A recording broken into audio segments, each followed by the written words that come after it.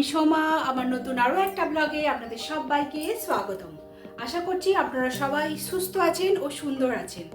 তো আজকে হচ্ছে আমি ব্লগ শেয়ার করব সরস্বতী পুজোর দিনের। আর আজকে হচ্ছে যেদিন আমি ভিডিওটা শ্যুট করছি, মানে এই ভিডিওটা, এই ক্লিপটা, তো আজকে হচ্ছে শীতল ষষ্ঠী, মানে সরস্বতী পুজোর পরের দিন, সেই দিনের ব্লগ। তো দেখতে থাকুন ব্লগটা। আমি এখানে মা লক্ষ্মীর ডান পাশেই মা সরস্বতীকে স্থাপন করব বলে এখানে আলপনা দিয়ে দিয়েছি। এখানেই চৌকিটা পাতবো আর কি। আর সব বাসন আমি সকালেই মেজে নিয়েছিলাম। আর আমি বাসনগুলো তিতুল দিয়ে মেজেছি, পিতাম্বরী দিয়ে মাজলে হয়তো আরও সুন্দর চকচক করতো।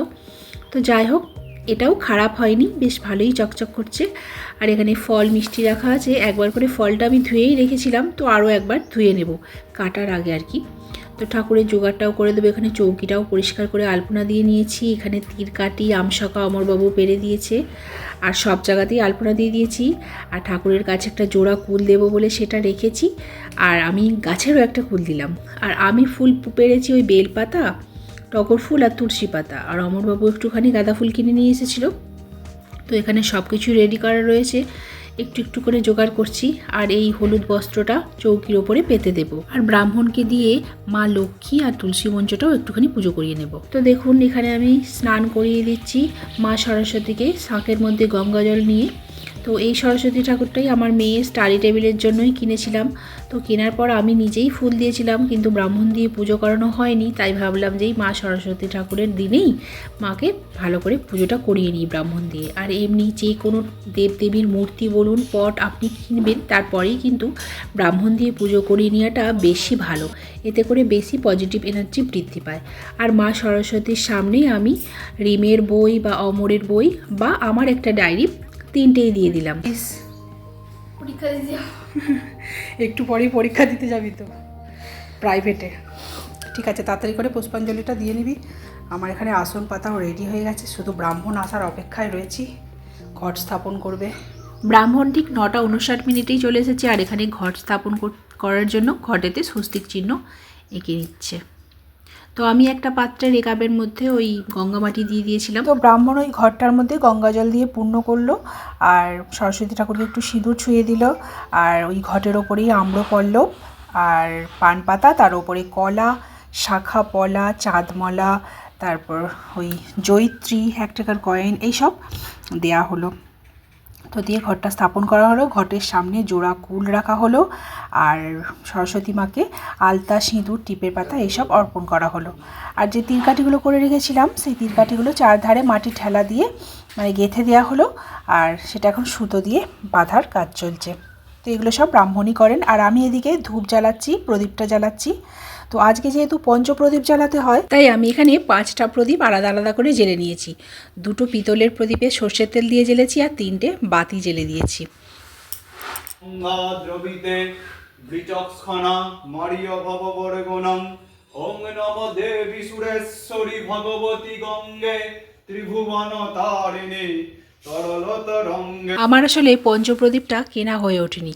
আর হ্যাঁ, কর্পূর এখানে কিন্তু জ্বালানোটা অবশ্যই দরকার, কিন্তু কর্পূরও কেনা হয়নি। তাই আমি ভাবলাম সন্ধেবেলা আমি নিজেই কর্পূরটা জ্বালিয়ে ঠাকুরকে দেখিয়ে দেবো, ব্রাহ্মণের মতো পুজো করে নিক। আর আমি ধুনুর ব্যবস্থাও রেখেছি, এখানে ধুনো জ্বালালেও খুব ভালো। আর আজকে 3জনই হলুদ ড্রেস পরা হয়নি। রিম তো পরার জন্য পরলো না। আর অমরবাবুকেও যে হলুদ পাঞ্জাবিটা বার করে দেবো, সে আর হয়ে ওঠেনি এই পুজোর জোগাড় করতে করতে। আর ব্রাহ্মণ আসার জন্য আমিও এই অরেঞ্জ কালারের শাড়িটা পরেই চলে এসেছিলাম, আর হলুদ কালারের শাড়িও পরা হয়নি। তো এখন সবাই মিলে একটুখানি পুষ্পাঞ্জলি দিয়ে নেব।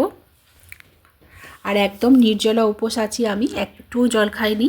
আর থাইরয়েডের ওষুধও খাইনি, জল খেয়ে নেব বলে। আর এখানে চলছে দুপুরের লাঞ্চের জন্য নিরামিষ খিচুড়ি।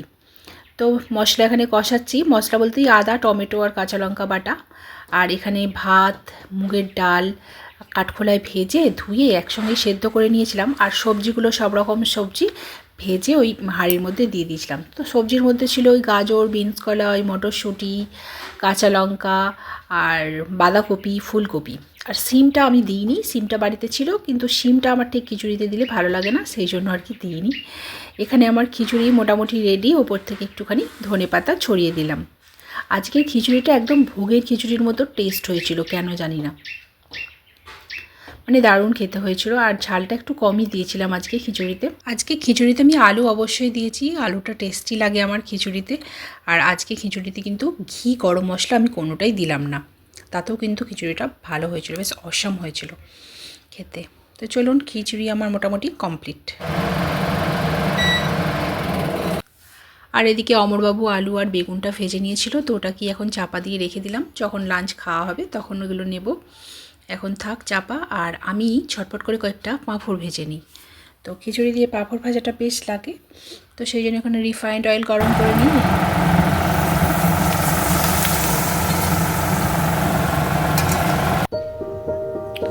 সুন্দর করে পাঁপড়টা ভেজে নিলাম।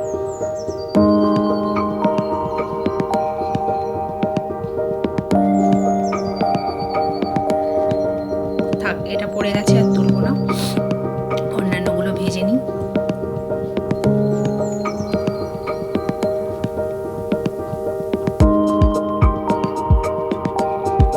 তো রেডি হয়ে গেছে আমার পাঁপড় ভাজা। চলুন লাঞ্চটা সেরে নিই। তো এই যে আমার লাঞ্চ থালি, সরস্বতী পুজোর স্পেশাল লাঞ্চ।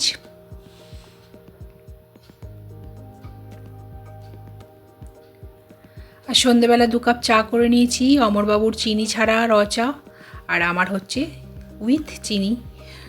আমি একটুখানি চিনি দিয়েই র চাটা খাই, তারপরে আস্তে আস্তে চিনি খাওয়াটাও ভাবছি ছেড়ে দেবো। চিনি আর দুধ এই দুটো একদম চা দিয়ে না খাওয়াই শরীরের পক্ষে অত্যন্ত ভালো। দুধ চা প্রচণ্ড অ্যাসিডিটি করে।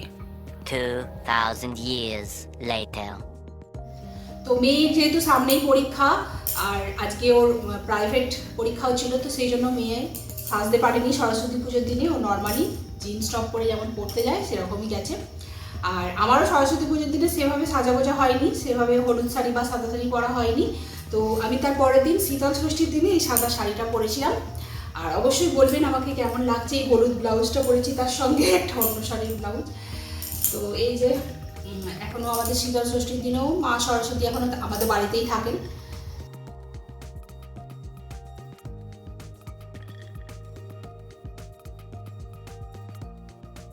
তো ঠিক আছে, চলুন ভিডিওটা আজ তাহলে এইটুকুই। দেখা হচ্ছে নেক্সট একটা ব্লগে। ভালো থাকবেন, সুস্থ ও সুন্দর থাকবেন।